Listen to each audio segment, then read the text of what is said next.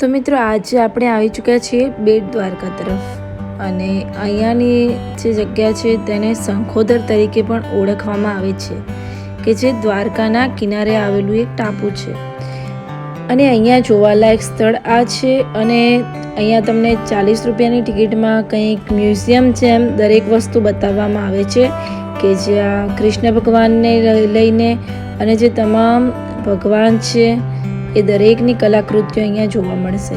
તો ચલો આપણે પણ અંદર જઈને જોઈ લઈએ અને આખો વિડીયો તમે જરૂર જોજો। તો અહીંયા સૌથી પહેલાં આપણે આપણા દ્વારકાધીશના દર્શન કરી લઈશું।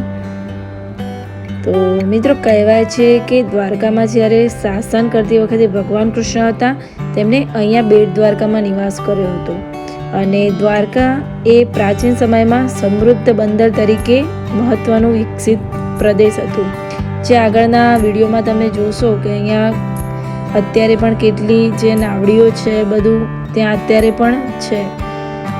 તો એ વખતે કહેવાય છે કે એક દંતકથા પ્રમાણે ત્યાં એક સાપના કારણે આખા યાદવ વંશનો વિનાશ થઈ ગયો હતો અને પછી આ આખી દ્વારકા હતી એ સમુદ્રમાં ડૂબી ગઈ હતી।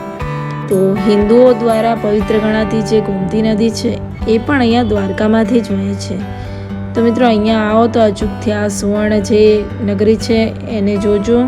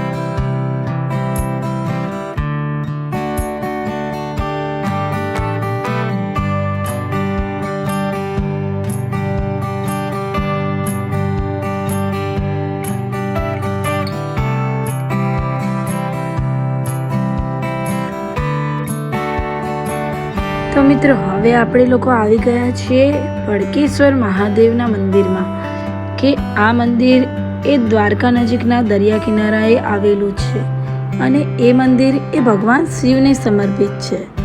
અને આ જે આજુબાજુનો તમે જે સુંદર દરિયાનો નજારો જોઈ રહ્યા છો તે એક અલગ જ પ્રકારની શાંતિની અનુભૂતિ કરાવે છે। તો મિત્રો કહેવાય છે કે આ મંદિરના લીધે ભક્તો એ વારંવાર અહીંયા શિવ ભગવાનના આશીર્વાદ મેળવવા માટે મુલાકાત લે છે। તો તમે પણ જ્યારે દ્વારકા આવો તો અહીંયા ભડકેશ્વર મહાદેવના દર્શન અચૂકથી કરજો। તો ચલો આપણે નજીકમાં જઈને મંદિરને જોઈ લઈશું અને અહીંયાનો જે નજારો છે ખૂબ જ સરસ છે। એકવાર તો અહીંયા તમે જરૂરથી મુલાકાત લેજો। તો શિવ ભગવાનના જે પણ ચાહક છે કે જે એમને માને છે તો એ લોકો જો દ્વારકા આવે તો એમના માટે આ એક સરસ મજાનું સ્થળ છે કે જ્યાં તમે થોડી વાર પણ બેસો તો તમારા મનને એક અલગ જ પ્રકારની શાંતિ મળશે।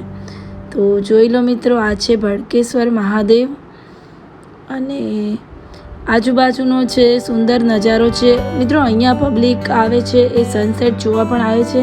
નજીકમાં આવેલા લાઇટ હાઉસમાં એ પણ પ્રખ્યાત છે અહીંયા, તો એ પણ તમે જરૂરથી જોજો। તો શિવ ભગવાનનો મહિમા એ અલગ જ છે। આ દરિયો એ ખૂબ જ તોફાની બને છે અમુક વાર, તો જ્યારે પણ મિત્રો તમે જાઓ તો સાવચેતી અચૂકથી લેજો। હું અને મારી ફ્રેન્ડ બંને દ્વારકાના પ્રવાસી હતા। ખૂબ જ મજા આવી અમને અને તમને લોકોને પણ જોઈને આનંદ મળતો હશે। તો મારા વિડીયોને પ્લીઝ લાઈક કરજો, શેર કરજો અને મારી ચેનલને સબસ્ક્રાઈબ જરૂરથી કરજો જેથી મને પણ મોટિવેશન મળતું રહે કે હું નવી નવી જગ્યાએ જઈને તેના વિશેની જે પણ ઇતિહાસ છે કે હિસ્ટ્રી છે એને હું તમારી સમક્ષ રજૂ કરી શકું। તો બસ મિત્રો એ જ રીતે તમે અહીંયા જે સનસેટ છે એનો આનંદ લો। તો બસ મિત્રો, અહીંયા આપણો દ્વારકાનો જે સફર હતો એ પૂરો થાય છે અને હવે અમે નીકળી ગયા છીએ સોમનાથ માટે. તો ચલો, બેગને પેક કરી લીધું છે. હવે જઈએ, રસ્તામાં કંઈક જમવાનું કે કંઈ પણ મળી રહે તો અમે પેક કરીને યા તો જમીને ત્યાંથી નીકળી જઈશું. અમારી રાતની ટ્રેન છે. તો બસ ચલો મિત્રો. અને મિત્રો, જતાં જતાં એક અંતિમ વખત દ્વારકાધીશના દર્શન કરી લઈએ. બસ ભગવાન દરેકનું કલ્યાણ કરે અને દરેકની મનોકામના પૂર્ણ કરે, એ છે આપણી પ્રાર્થના છે.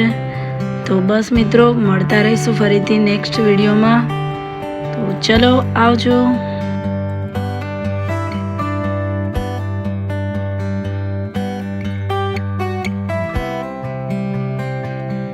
તો મિત્રો, બસ અહીંયા આપણે દ્વારકાની સફર ખૂબ જ સરસ રીતે પૂરી કરી. અને બસ કહેવાય છે કે કૃષ્ણ ભગવાનની ઈચ્છા હોય તો જ અહીંયા આવી શકાય છે. તો બસ રાધે રાધે.